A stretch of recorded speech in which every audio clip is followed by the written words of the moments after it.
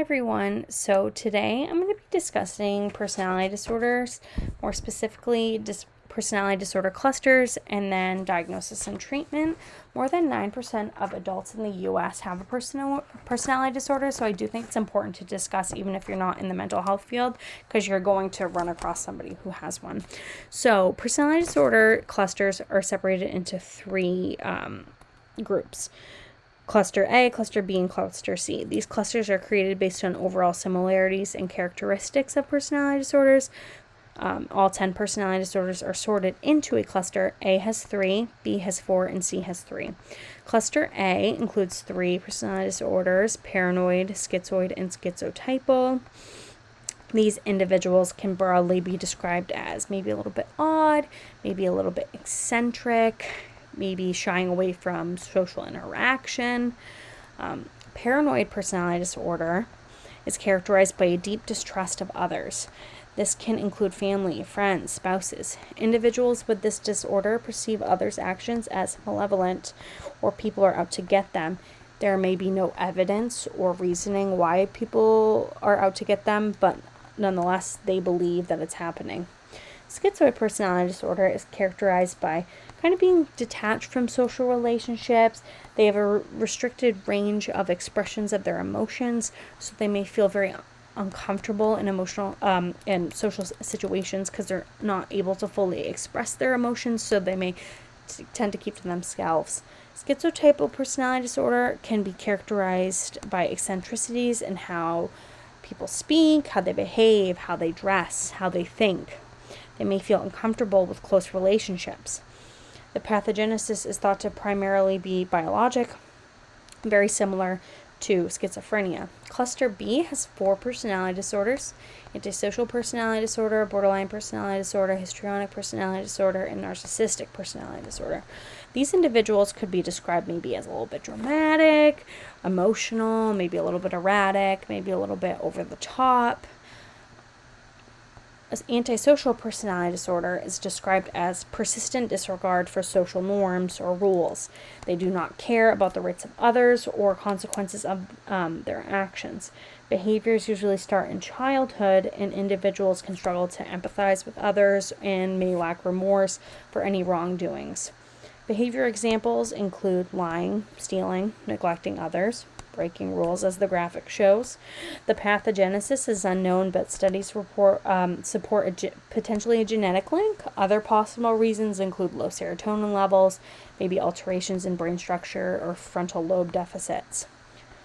Borderline personality disorder is characterized by unstable and intense relationships.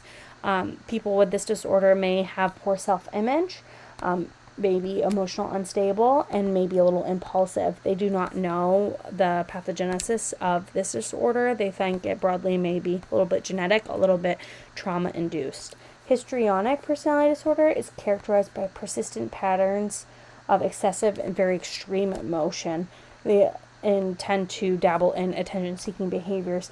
These people with histrionic personality disorder feel very uncomfortable when the attention is not on them, so sometimes they will engage in socially inappropriate behavior.